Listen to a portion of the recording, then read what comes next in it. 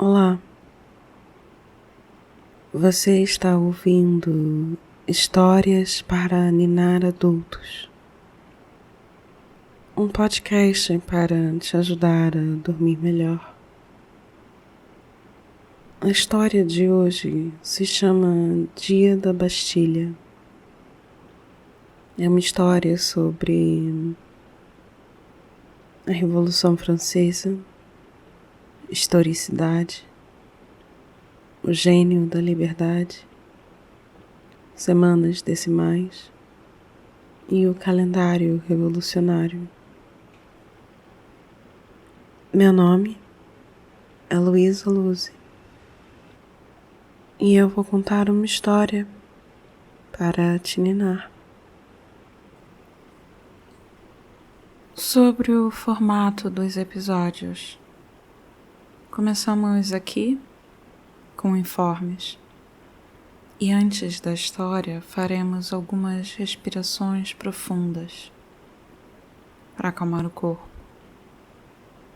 Depois eu te conto a história, a mesma história 2 vezes, a segunda mais lenta, para acalmar a mente. E você pega no sono. Esse episódio é uma reprise, mas foi regravado e reeditado para ficar mais atualizado. Espero que você goste. Se inscreva no podcast para receber avisos de episódios novos e dê uma olhada na campanha no Apoia-se. Ou deixe um comentário para eu saber se você está gostando das histórias. E se você acordar no meio da noite, não se preocupe. Tente lembrar os detalhes agradáveis da história.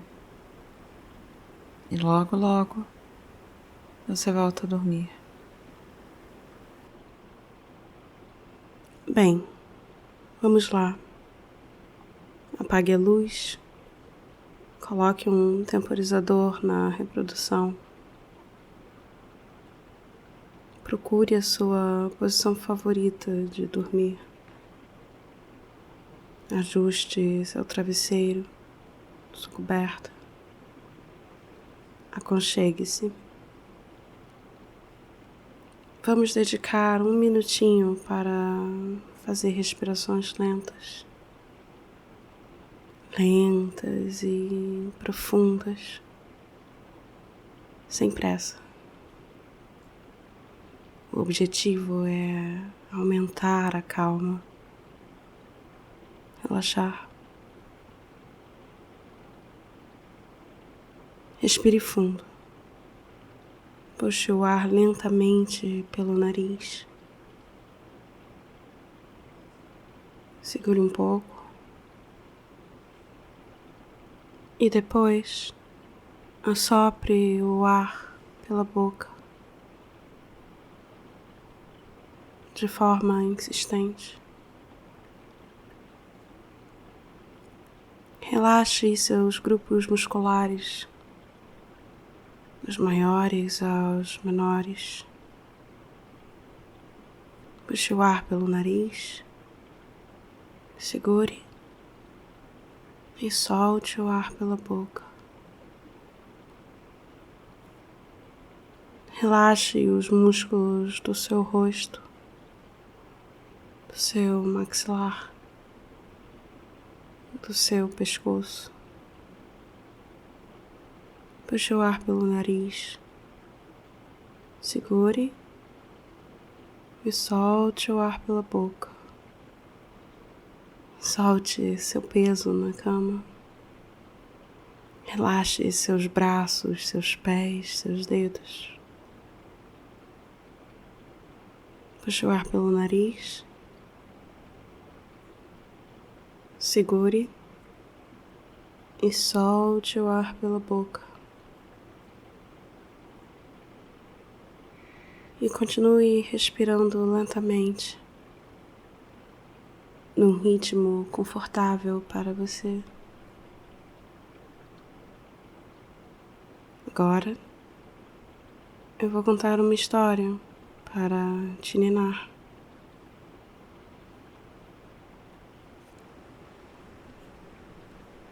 Dia da Bastilha.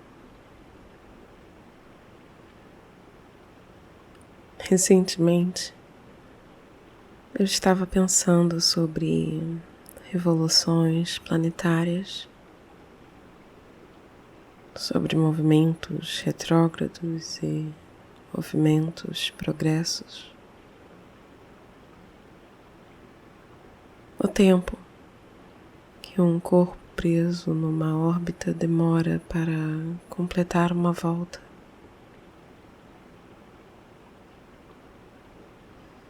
Mas como o dia da queda da Bastilha, o 14 de julho, está próximo,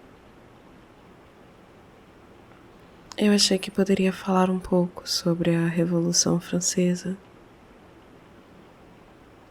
Uma grande confusão de movimentos sociais, lutando para progredir ou regredir o estado de coisas, sem sequer estarem na mesma direção ou sentido, mas tendo como palco, principalmente Paris, recente cidade olímpica.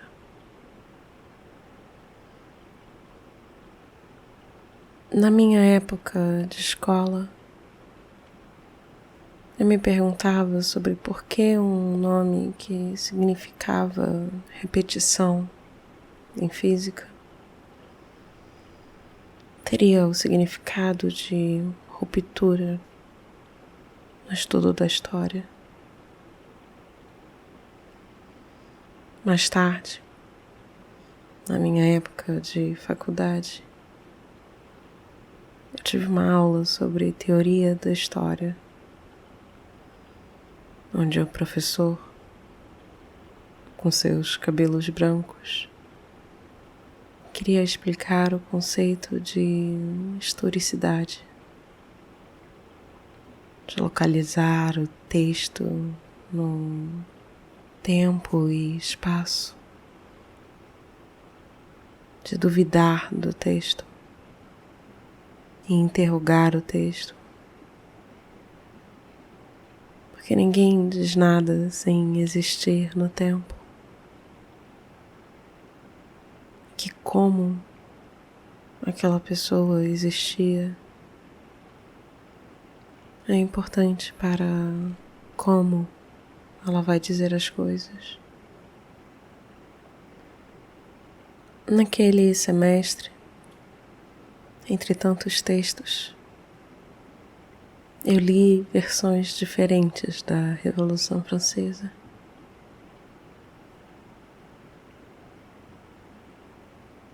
Textos separados por faccionalismo, ideologias e tempo. E separados por métodos de historiografia, com autores de países e inclinações políticas conflitantes.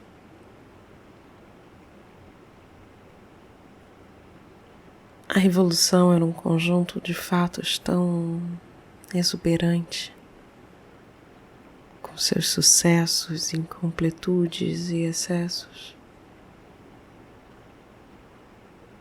que era quase impossível ver ela por todos os lados.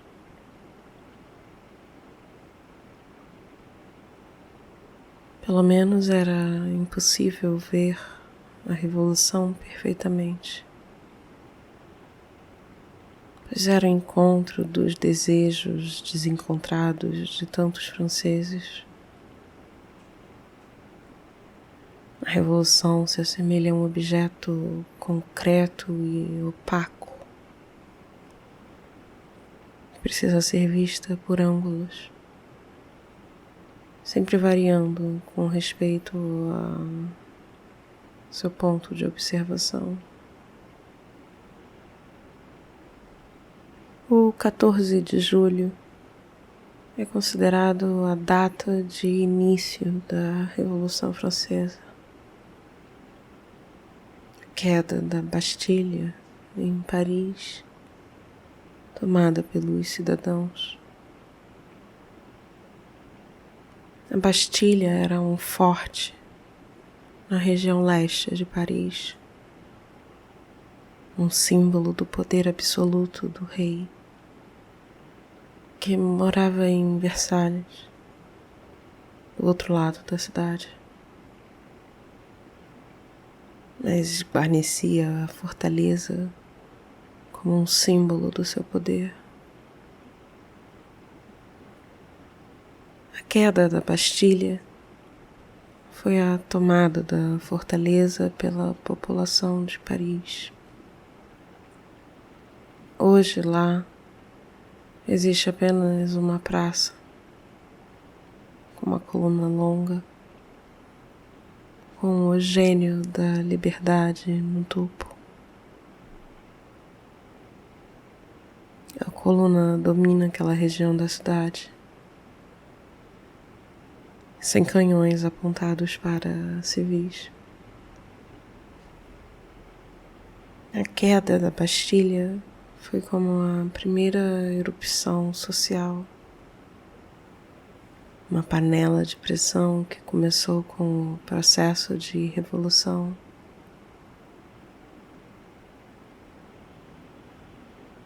Que foi como uma roda girando,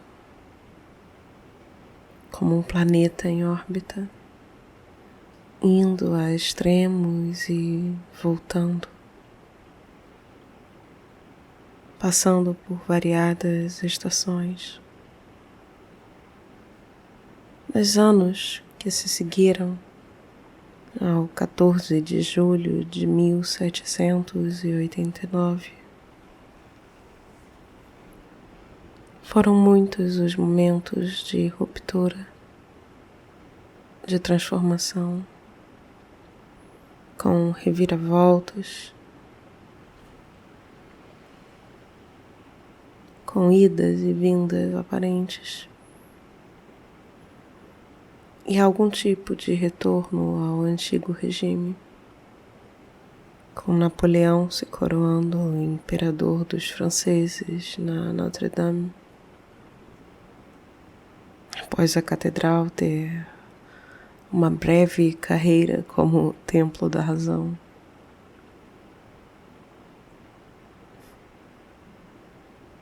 Nem os dias da semana passaram incólumes.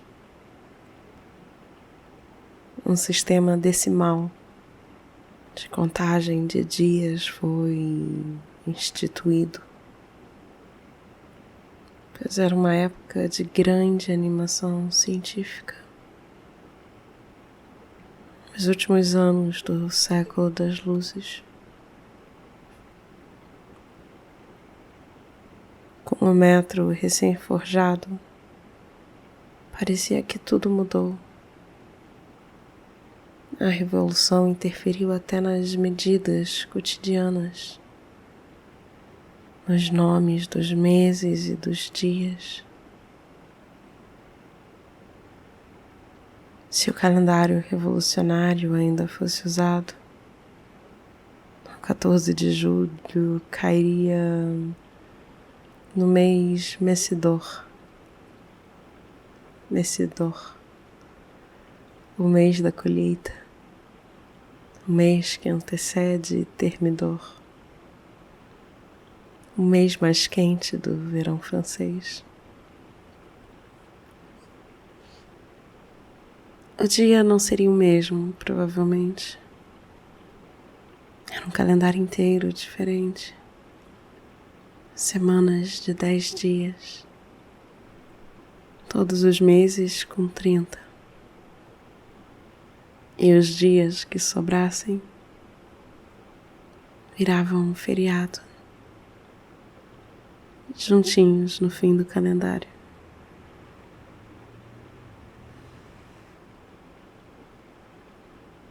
Dia da Bastilha.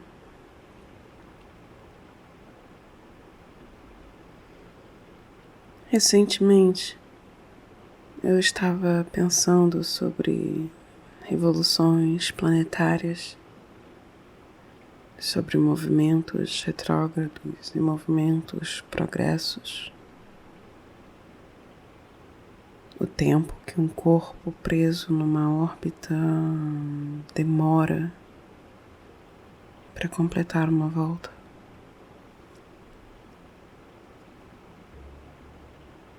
Mas como o dia da queda da Bastilha, o 14 de julho, está próximo, eu achei que poderia falar um pouco sobre a Revolução Francesa, uma grande confusão de movimentos sociais lutando para progredir ou regredir o estado de coisas, sem sequer estarem na mesma direção ou sentido, mas tendo como palco, principalmente, Paris, recente cidade olímpica.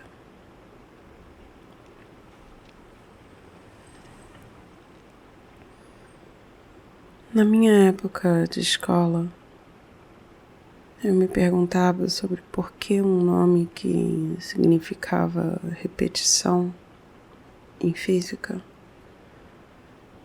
teria o significado de ruptura no estudo da história. Mais tarde, na minha época de faculdade, eu tive uma aula sobre teoria da história, onde o professor, com seus cabelos brancos, queria explicar o conceito de historicidade, de localizar o texto no tempo e no espaço, de duvidar do texto e interrogar o texto, porque ninguém diz nada sem existir no tempo em que como aquela pessoa existia é importante para como ela vai dizer as coisas. Naquele semestre, entre tantos textos, eu li versões diferentes da Revolução Francesa. Textos separados por faccionalismo, ideologias e tempo. E separados por métodos de historiografia, com autores de países e inclinações políticas conflitantes. A Revolução era um conjunto de fatos tão exuberante,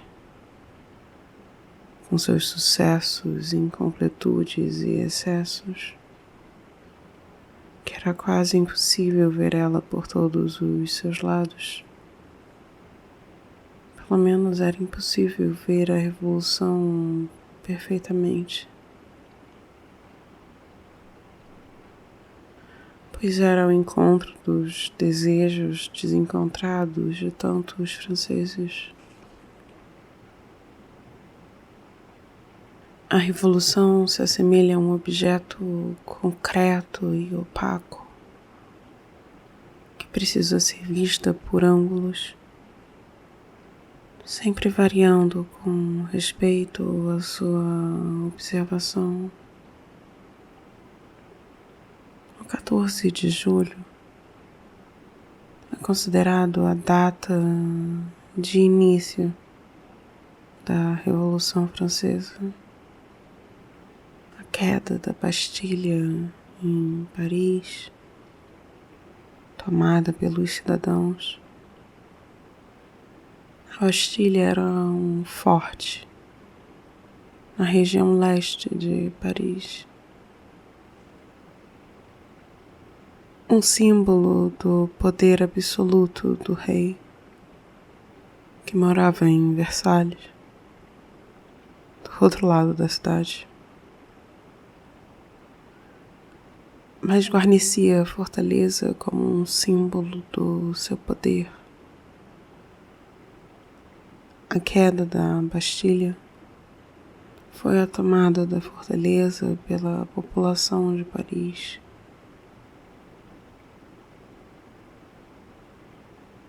Hoje lá existe apenas uma praça com uma coluna longa, com o gênio da liberdade no topo,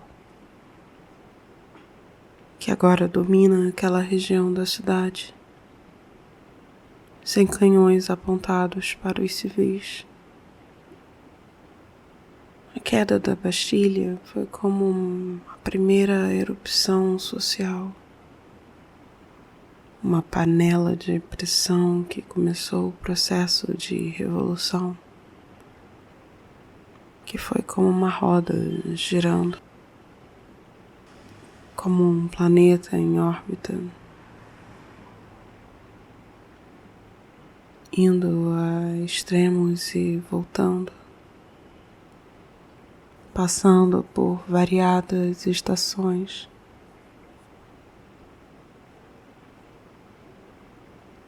Nos anos que se seguiram ao 14 de julho de 1789,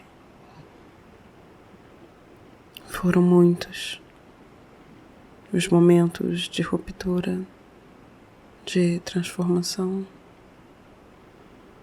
com reviravoltas, idas e vindas aparentes, e algum tipo de retorno ao antigo regime, com Napoleão se coroando imperador dos franceses na Notre-Dame, após a catedral ter uma breve carreira como o templo da razão.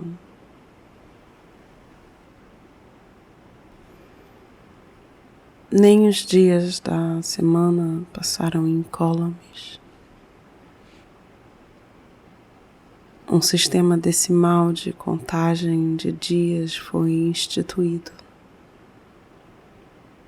pois era uma época de grande animação científica. Os últimos anos do século das luzes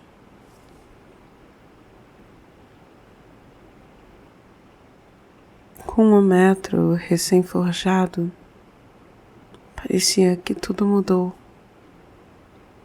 A revolução interferiu até nas medidas cotidianas, nos nomes dos meses e dos dias. Se o calendário revolucionário ainda fosse usado, o 14 de julho cairia no mês Messidor. O mês da colheita. É o mês que antecede Thermidor, o mês mais quente do verão francês. O dia não seria o mesmo, provavelmente.